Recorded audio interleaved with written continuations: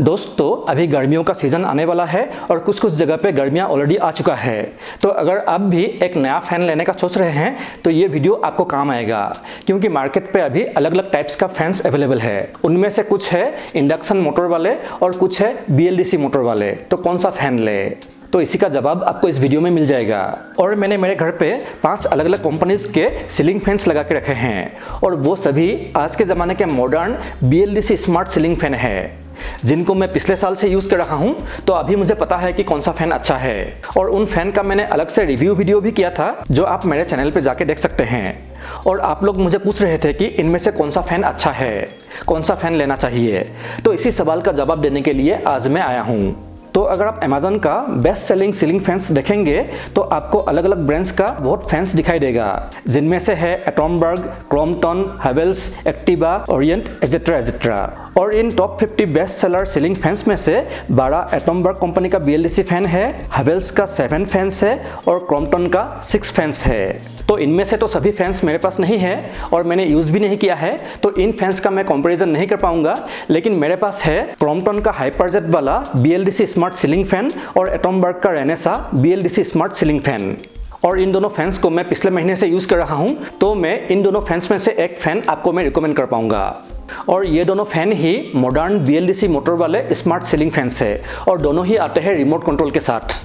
और जी हाँ, अगर आप फ़ैन ले रहे हैं तो आपको याद रखना है कि आपको सिर्फ BLDC मोटर वाला फ़ैन ही लेना है। BLDC होने से ज़्यादा दिन चलेगा और बिजली का बिल भी कम आएगा। BLDC का मतलब होता है ब्रशलेस डायरेक्ट करंट मोटर, जो आज के ज़माने के मॉडर्न मोटर है। पहले के ज़माने का जो फैंस होते थे उनमें इंडक्शन मोटर होते थे, जो बहुत ही भारी होता था। लेकिन आज के ज़माने का जो BLDC मोटर है वो छोटा होता है और लाइट वेट होता है और उनका परफॉर्मेंस भी ज़्यादा होता है और एफिशिएंसी भी ज़्यादा होता है। तो आपको सिर्फ BLDC मोटर वाला फैंस ही लेना है। पर क्रॉम्पटन कंपनी ने बोला है कि उनके फैंस पे एक्टिव BLDC मोटर है। ऐसा कुछ नहीं होता है, BLDC मतलब BLDC। तो ये दोनों जो फैंस है ये दोनों ही बहुत ही अच्छे फैंस है, लेकिन इन दोनों में कुछ डिफरेंसेस भी है। तो चलिए इन दोनों फैंस का कंपैरिजन करते हैं ताकि आप इनमें से एक सिलेक्ट कर पाए। तो मेन डिफरेंस लुक में है। क्रॉम्पटन का BLDC फैन का डिजाइन नॉर्मल फैन जैसा ही है। फर्स्ट लुक पे नहीं लगेगा कि ये एक BLDC फैन है। पर एटॉमबर्ग का ये फैन यूनिक है, डिजाइन भी मॉडर्न है, लगता है कि BLDC फैन है। और इस रेनेसा मॉडल का कलर कॉम्बिनेशंस भी बहुत ही अच्छे हैं। वैसे क्रॉम्पटन हाइपरजेट का भी अलग अलग कलर्स अवेलेबल है, पर डुअल कलर्स नहीं है।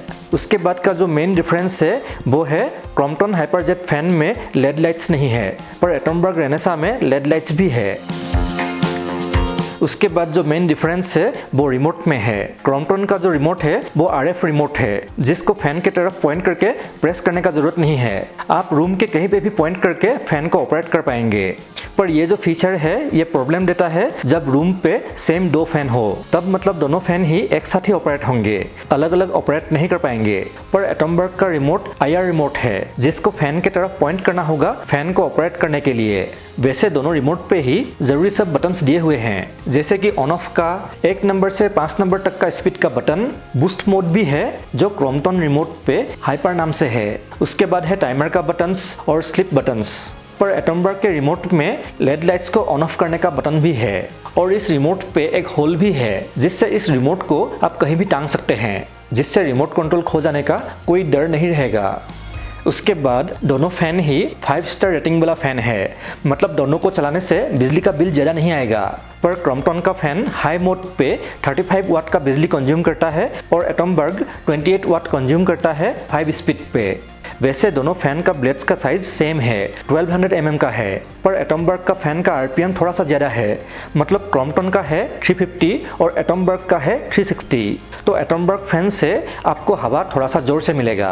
उसके बाद वारंटी का बात करें तो क्रॉम्पटन हाइपरजेट में 2 साल का है और एटॉमबर्ग रेनेसा में 3 साल का है।